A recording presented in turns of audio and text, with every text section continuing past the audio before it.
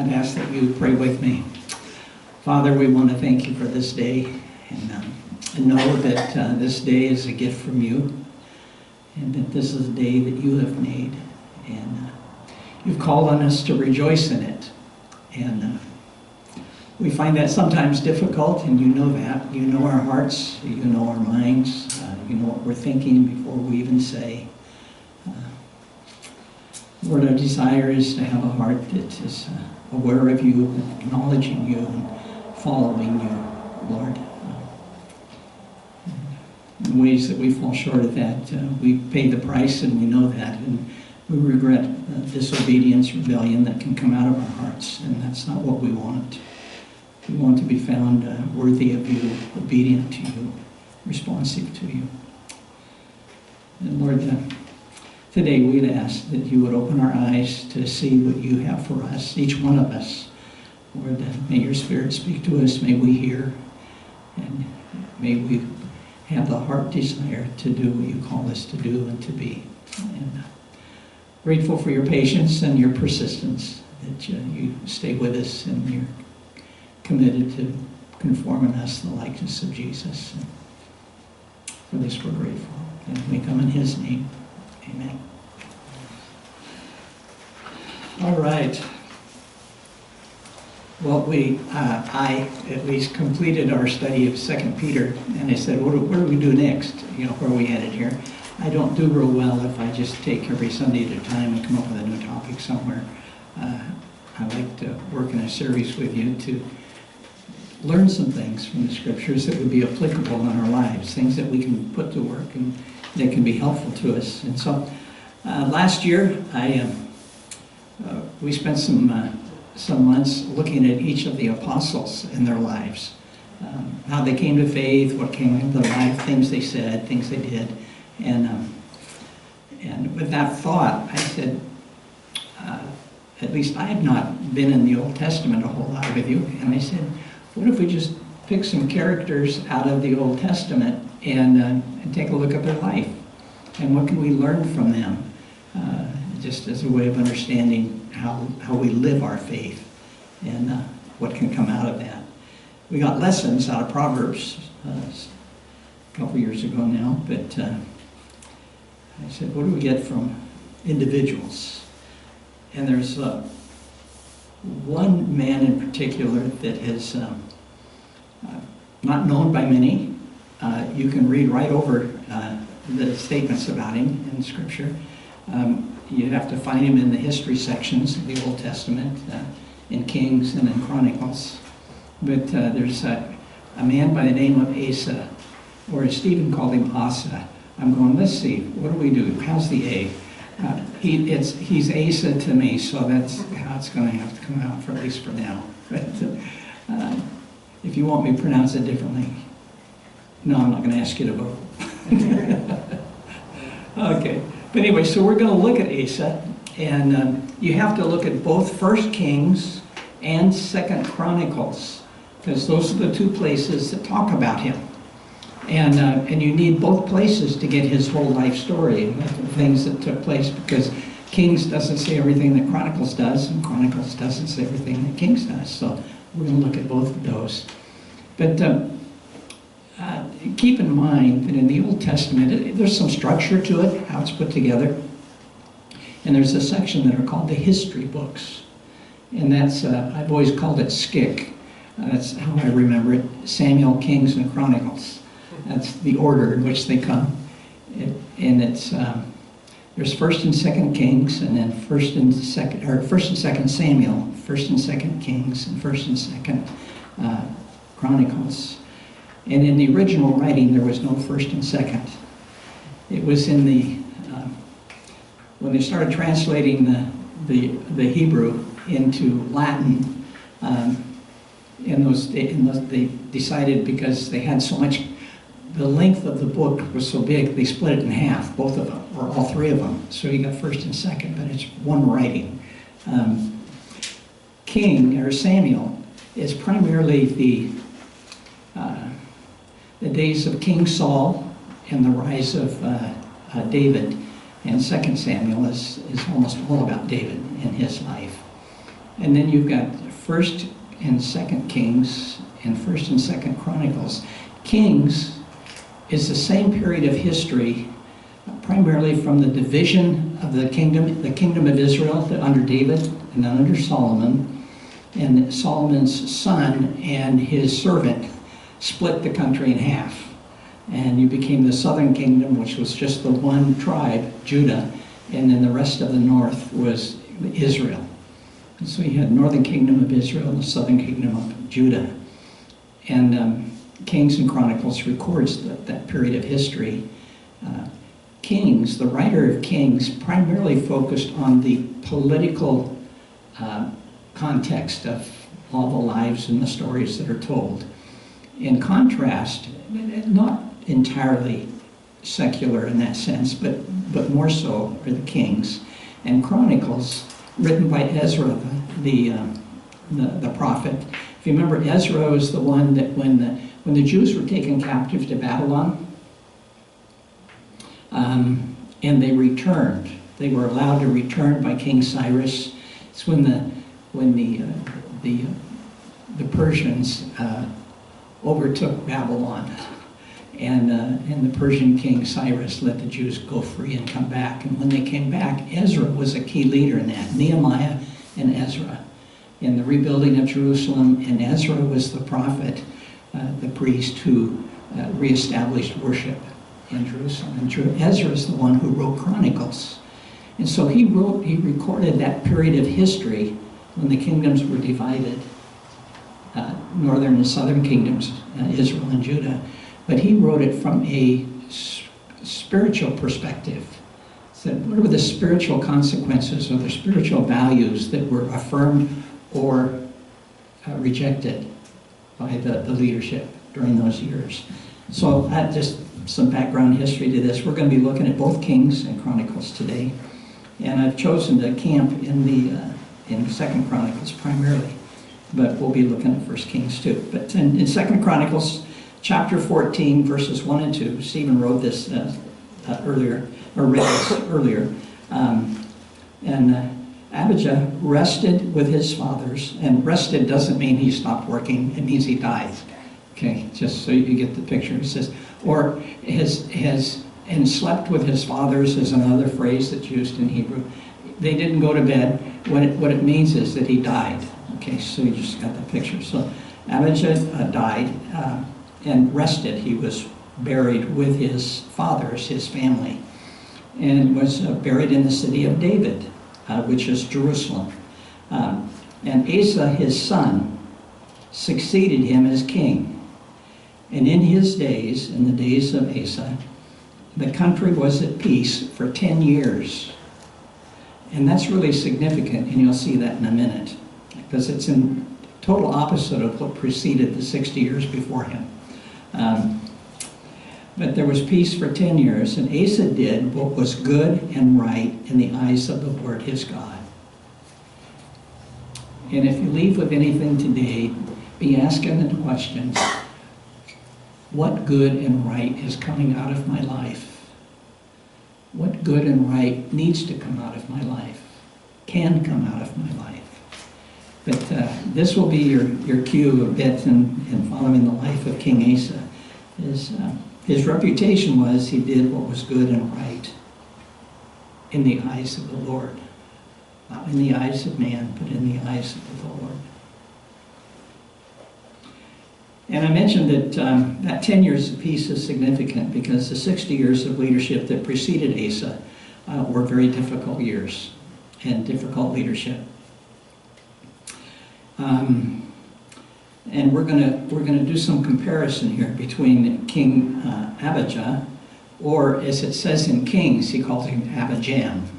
But all the descriptions of Abijah and Abijam are the same person. It just he has two different names. You can call me Ed, you can call me Edgar, but you won't live if you do. But we have different names. We have nicknames we give to people, and there are a lot of Bible characters like that. Is it Simon or is it Peter? No, it's Simon Peter. So I'm just trying to say, I want to explain why there's two different names in the text. Similar, Abijah and Abijam, the same person. But anyway, this is Asa's dad. Okay, so we're going to look at his dad, Asa's dad, King Abijah, and his life. We're going to look at his grandfather, that's King Rehoboam, which was the son of David, King David. And we're going to look at the great-grandfather, King Solomon. Well, and David was his great-great-grandfather, okay.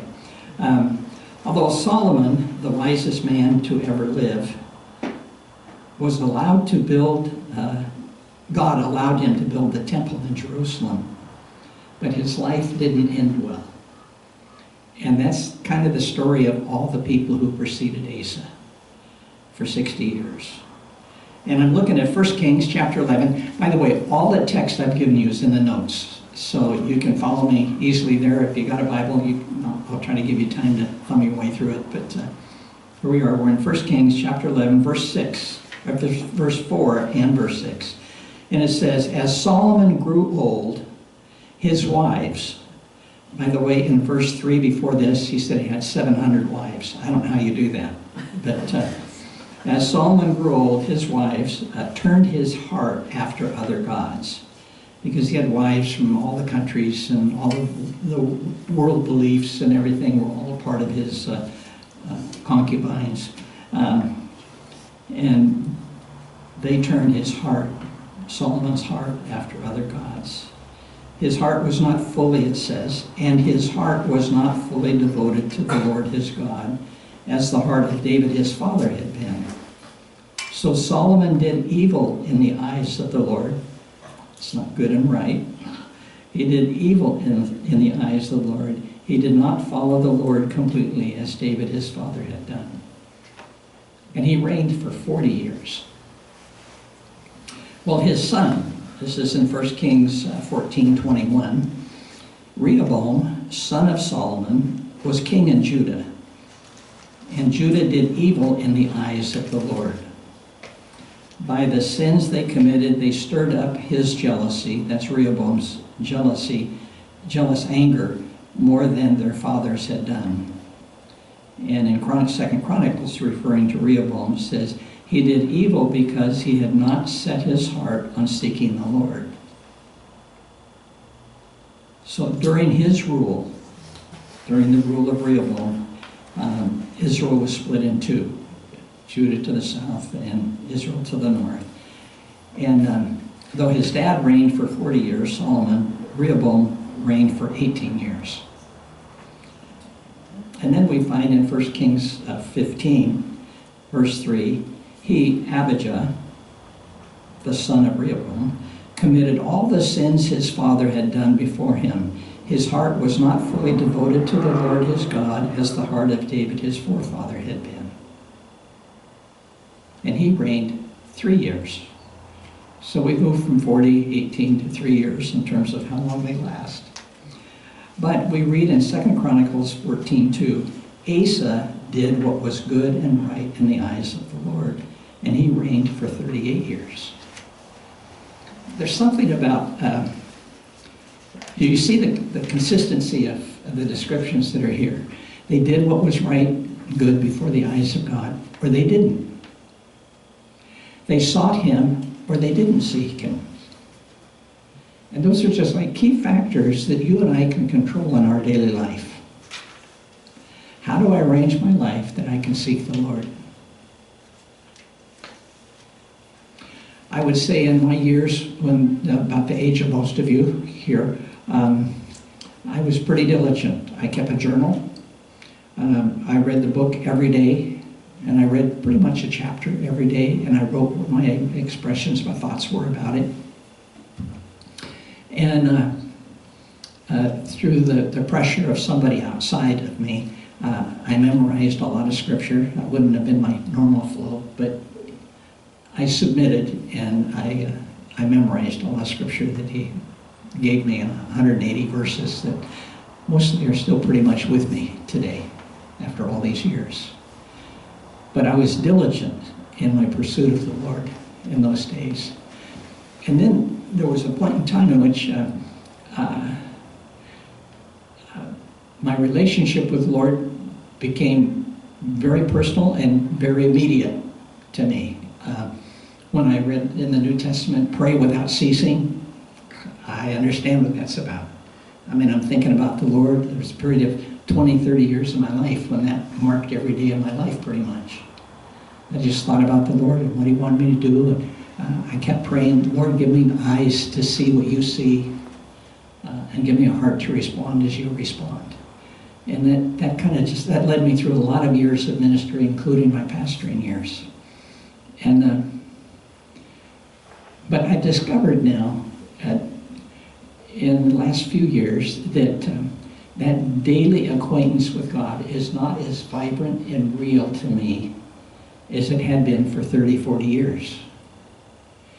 And so I'm looking at these men. What did Solomon do? He built the temple.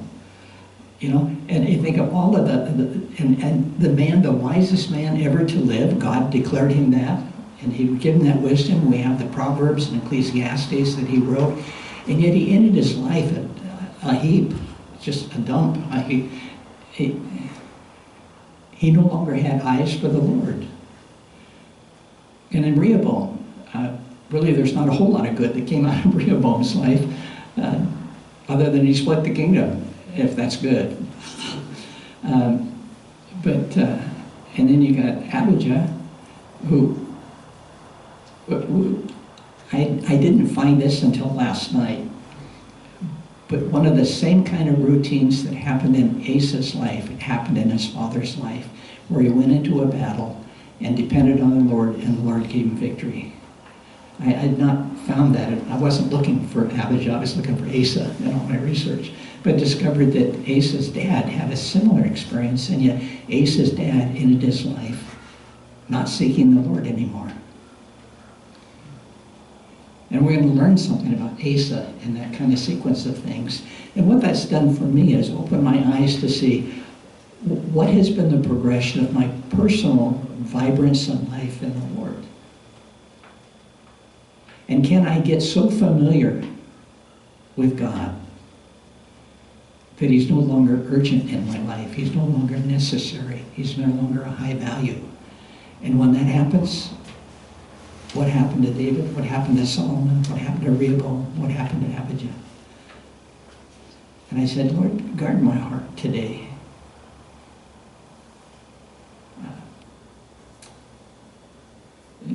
I give that to you as testimony, and I give that to you as warning. Guard your heart. Take the wise words of Solomon. Guard your heart, for out of them flow all of the issues of life. Everything that regards to you and your life flow out of your heart. Guard your heart. To who or what are you devoted? Does your life reflect that? And what can you do to align your life so that is true? That we don't end our lives, having done all that we did well at the end of our life. And we see that kind of faithfulness as we see expressed in Paul's life, and his testimony, and all of his writing, and his letters to the churches and to Timothy. Just keep hanging in there with follow the Lord. Walk in dependence in Him, even if it means losing your head or hanging on a cross. Stay with the Lord. Keep your heart and devotion in the right place. And so, now we've looked at all the predecessors to Asa. Let's look at Asa. Asa did what was good and right in the eyes of his Lord, his God. And I'm looking at 2 Chronicles chapter 14, verse 3. Asa, removed the foreign altars and the high places. By the way, the altars and high places are places of worship that people created. Sometimes they were in their backyard. Sometimes they were a complex, a temple kind of thing that took place. But they were not places of worship of God, but of gods of men's making. And he smashed the sacred stones and cut down the Asherah, which again were idols used by the people in their worship. He commanded Judah, the whole nation of Judah in the south, to seek the Lord, the God of their fathers, and to obey his laws and commands. He removed the high places, again, and incense altars, places of worship of other gods. He removed these in every town in Judah, and the kingdom was at peace under him. And we read earlier, for 10 years of his reign, it was peace in the land. And there hadn't been peace. Rehoboam split the country. And there was battles going on between Israel and Judah all this time. And during the same period of time that you had Rehoboam, Abijah, and Asa, there were 6 kings in Israel, while there were 3 in Judah.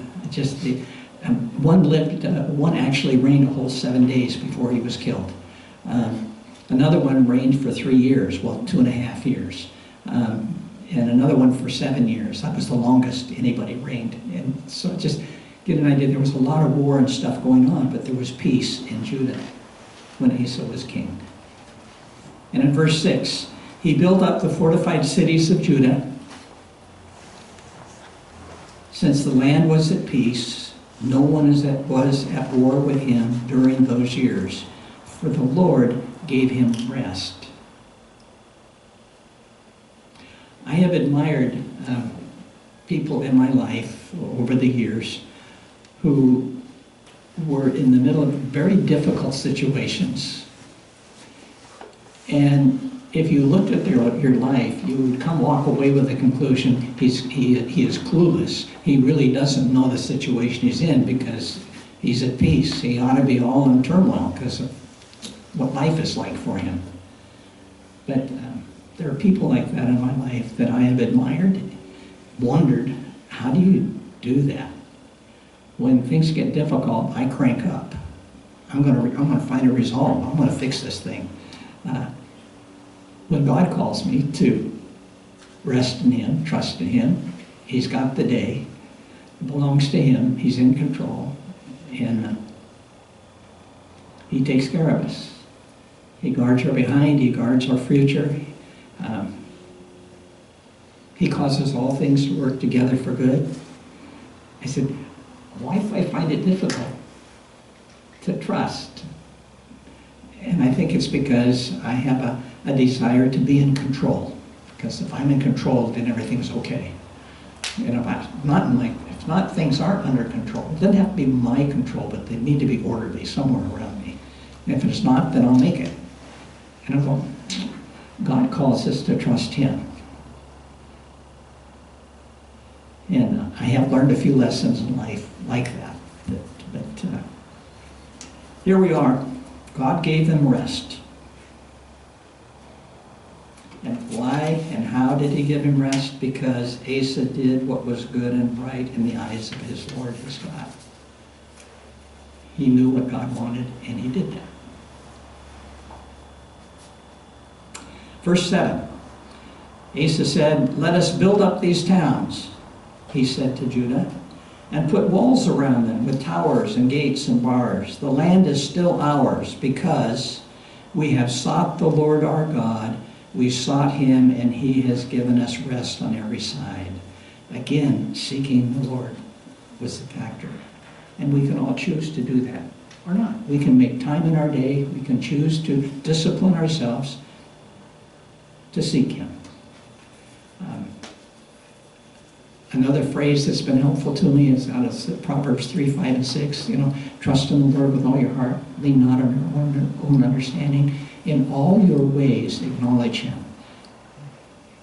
In the course of my day, acknowledge his presence. Acknowledge his engagement. Acknowledge what he's done in the past. Acknowledge his promises. Acknowledge him in the daily walk of life. That's akin to the idea of seeking him. And they sought him, and he has given us rest on every side. So they built, and they prospered. Now I say all of this speaks well of King Asa and his rule of Judah. I'd like my life to reflect what he did and what is said about him. It speaks loudly of God's faithfulness and his blessing when we honor him in all we do with our lives. God does allow testing in our lives. And that testing is to reveal where our trust is. And it is also given to us to prove God's faithfulness to us. Trials that come our way are not to see what we're made of. Trials that come our way are for us to see how faithful God is in meeting us in those situations.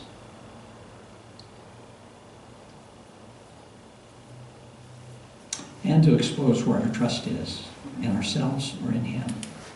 Verse 8.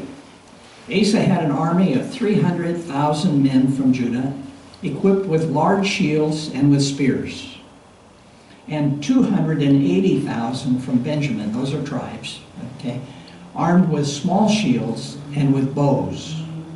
That's an army of 580,000 people, 500,000 more. All of these were brave fighting men, it says. In verse 9, after 10 years of peace, Zerah, the Cushite, marched out against them, against Judah, with a vast army and 300 chariots, and came as far as Mareshah. And I don't know, I can't tell you what the significance of that is at this point, because I couldn't find it on the map. Asa went out to meet him, and they took up battle positions in the valley of Zephathah, near Mareshah. And evidently, he's got 580,000 against the Cushite, which was a vast army, whatever vast is, evidently a lot, but the significant thing was the 300 chariots. That gave him a very significant advantage. They didn't give him, the Cushites, an advantage. In verse 11, then Asa, faced with all of this army coming at him, then Asa called to the Lord his God and said, Lord, there is no one like you to help the powerless against the mighty. Help us, O Lord our God, for we rely on you. And in your name we have come against this vast army. O Lord, you are our God. Do not let man prevail against you, not against us. And he said, this is God's battle, not our battle. And he's come and said, God, we're asking for your involvement, your engagement here. And I kind of danced off the page when I read that. I've always thought of this prayer of Asa was one of help us prevail. But, you know, be engaged, Lord, that no man can prevail against you, God. In verse 12. The Lord struck down the Cushites before Asa and Judah. The Cushites fled, and Asa and his army pursued them as far as Gerar. Such a great number of Cushites fell that they could not recover. They were crushed before the Lord and his forces. The men of Judah carried off a large amount of plunder. And after this battle, God sent a messenger to Asa. The battle was done, and this messenger from God came. 2 Chronicles chapter 15, verse 2. Listen to me, Asa, and all Judah and Benjamin. The Lord is with you when you are with him. Getting the theme? What marks his life? The Lord is with you when you are with him. That reminded me of John 15, 5. Abide in me, and I in you. If you seek him, he will be found by you. But if you forsake him, he will forsake you. For a long time, Israel was without the true God, without a priest to teach, and without the law. But in their distress, they turned to the Lord, the God of Israel, and sought him, and he was found by them. In verse 7, but as for you, Asa, be strong and do not give up, for your work will be rewarded. When Asa heard these words and the prophecy of Azariah, son of Obed, the prophet, he took courage. So here is this big battle. Asa pleads with God. God gives him victory, and this man comes from God with this message to Asa.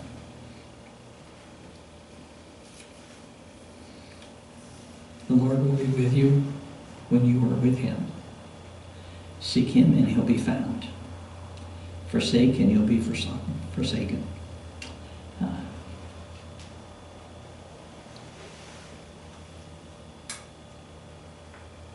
Be in a time where you teach the law, the word.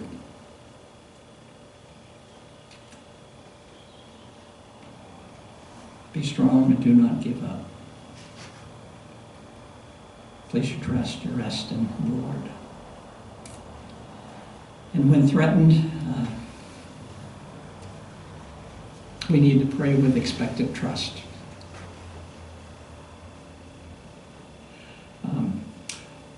Our world, depending on who you are and where you're at in this country and in this life, today is a lot of things that, at least in the media, appear to be upside down. And in some cases, the end desire for the change that is coming is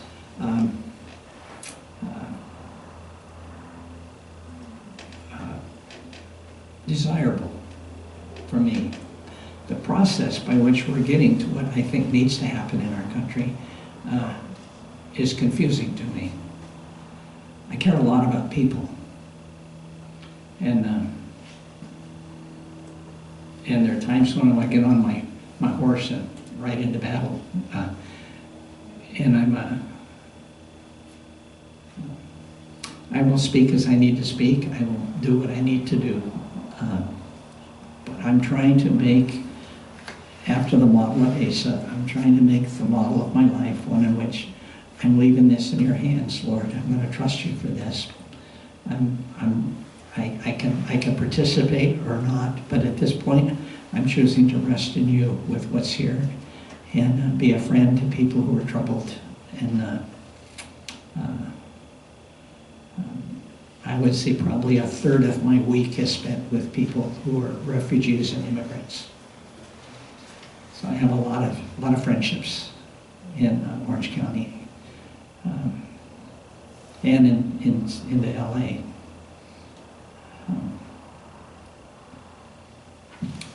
And as somewhere in all of this, there's a message in King Asa. Trust the Lord in this.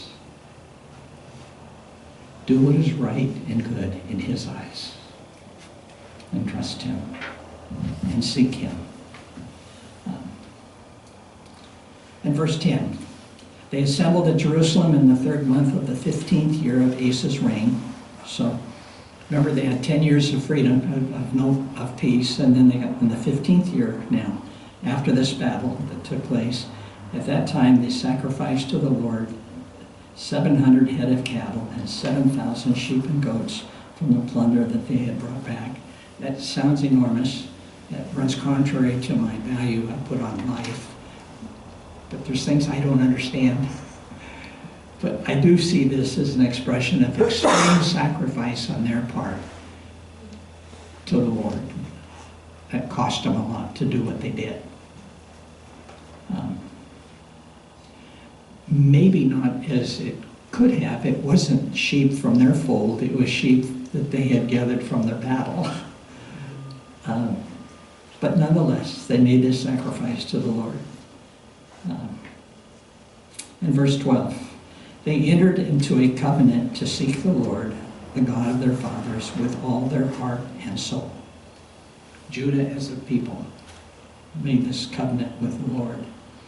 They sought God eagerly, and he was found by them.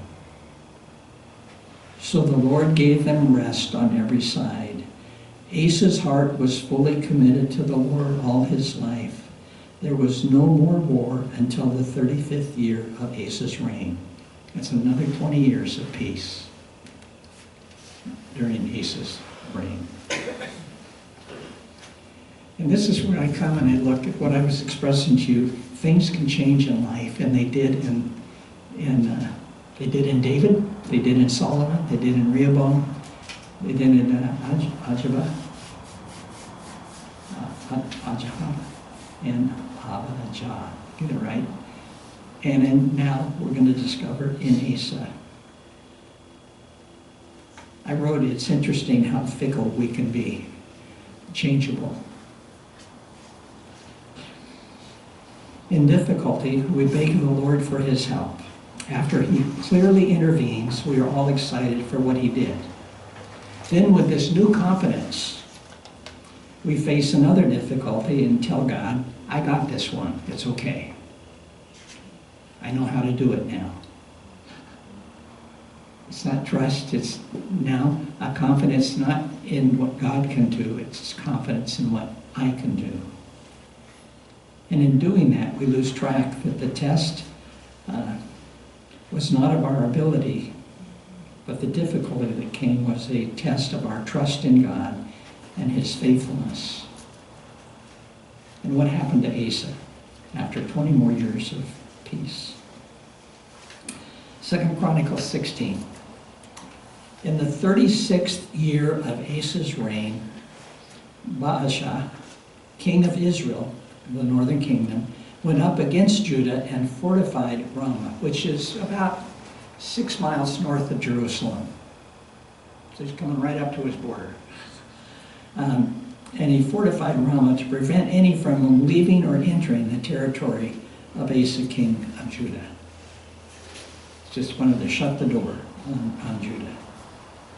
And in verse 2, Asa then took, catch this, Asa then took the silver and gold out of the treasuries of the Lord's temple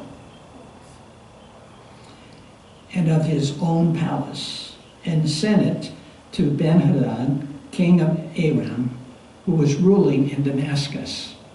Their enemy. They're the people who carried people out of the Arams were the people who carried off northern Israel in captivity, in exile.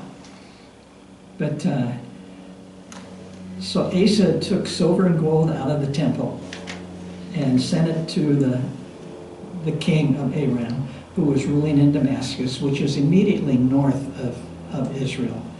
When we were there, we went to Galilee, and then we went up into the Golan Heights, and from the Golan Heights, you could see the city of Damascus. We were in Israel, but you could see Damascus. It's that close. So, and it says, so Asa said to Ben-Hadad, let there be a treaty between me and you, he said, as there was between my father and your father. See, I am sending you silver and gold. Now break your treaty with Baasha, king of Israel, so that he will withdraw from me. And verse 4, Ben-Hadad agreed with King Asa and sent the commanders of his forces against the towns of Israel. They conquered Ajon, Dan, Abel-Maim, and all the store cities. They kept all of the fruit and vegetables and stuff, the store cities of Naphtali.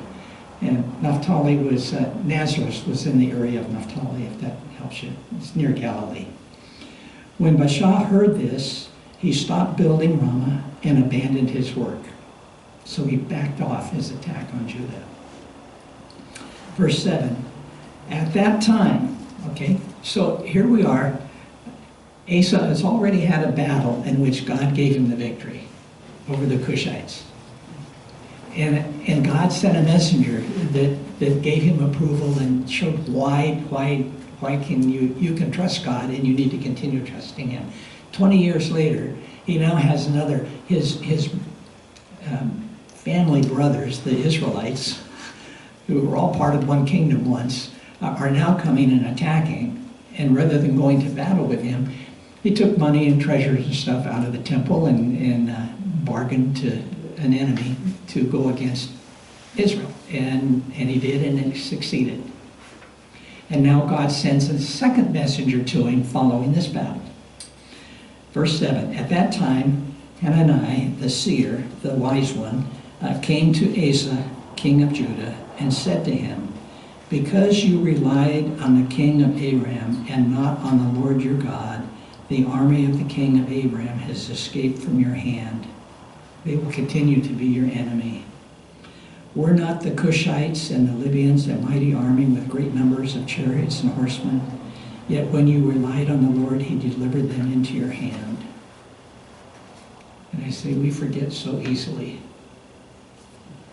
Verse 9, for the eyes of the Lord range throughout the earth to strengthen those whose hearts are fully committed to him.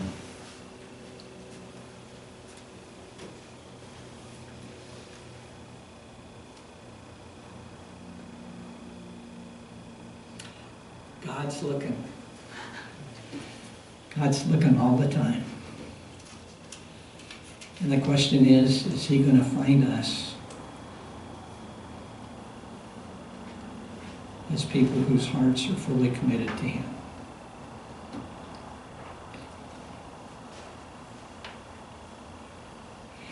I think there is a commitment that happens at a time that has some finality to it. It's like a marker in life, a point in time in which we make a commitment. But I made a commitment over 60 years ago now to Carla that I would be faithful to her for life. I love her, care for her. I made that commitment, and I'm marked by it. I have a ring that cut me out of circulation. I'm now faithful all these years. But I say you have to, there's something about making that commitment that has to keep being refreshed and alive and real. Because we're selfish in the core of our heart and life, we're all about ourselves. And that's why I think why Jesus recorded in Luke 9:23, Jesus said, if you want to be my disciple, deny yourself. Die daily, take up your cross daily, and just follow me. It's a daily thing, that a recommitment that we make in our mind and heart. And it's that kind of commitment to the Lord that he calls on us to do. For the eyes of the Lord range throughout the earth to strengthen those whose hearts are fully committed to him. And the last parting words of this wise man who came to Asa was, you have done a foolish thing in going to your enemy. And from now on, you will be at war. I really didn't want that kind of message.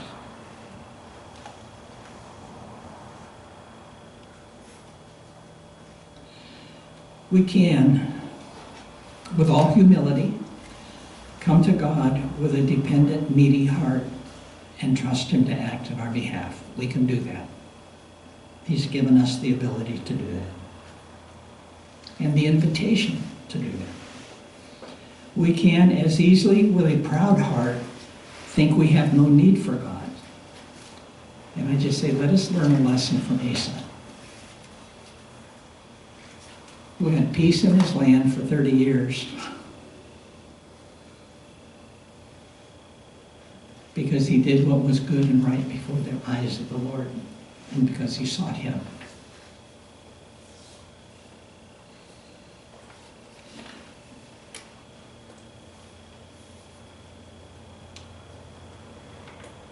Second Chronicles chapter 17 speaks of Asa's son, Jehoshaphat. And Jehoshaphat became the king when Asa died. But Jehoshaphat learned something from his dad. He learned to live by the high standard of his father that he had set earlier in his life. 2 Chronicles 17:3, the Lord was with Jehoshaphat because in his early years he walked in the ways of his father David. His great-great-great-grandfather David had followed. He did not consult the Baals, which were the gods of the land of men, but sought the God of his father Asa and followed his commands rather than the practices of Israel to the north. His heart was devoted to the ways of the Lord. Asa's son. 2 Chronicles 20, verse 32. Jehoshaphat walked in the ways of his father Asa and did not stray from them. He did what was right in the eyes of the Lord.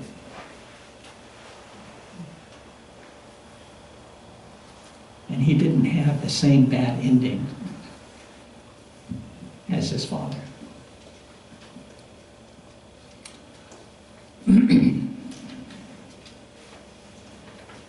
I was thinking about what scriptures did Asa have in his days of king. He had the law, Genesis, Exodus, Leviticus, Numbers, Deuteronomy. And in Deuteronomy chapter 4, verse 29, it says this, "But if you seek the Lord your God, you will find him if you look for him with all your heart and with all your soul." Asa knew that. And he lived it for 30 years. And his trust shifted from God to himself. Guard your heart. Remember a verse that we memorized a couple years ago now together. Proverbs 3, 5, and 6. Trust in the Lord with all your heart, and lean not on your own understanding. In all your ways acknowledge him, and he will make your path straight. Those are the lessons from King Asa. I don't know who our next person will be, but we'll find another character of the Old Testament and see what we can learn from their life and life experiences. So, put it to work.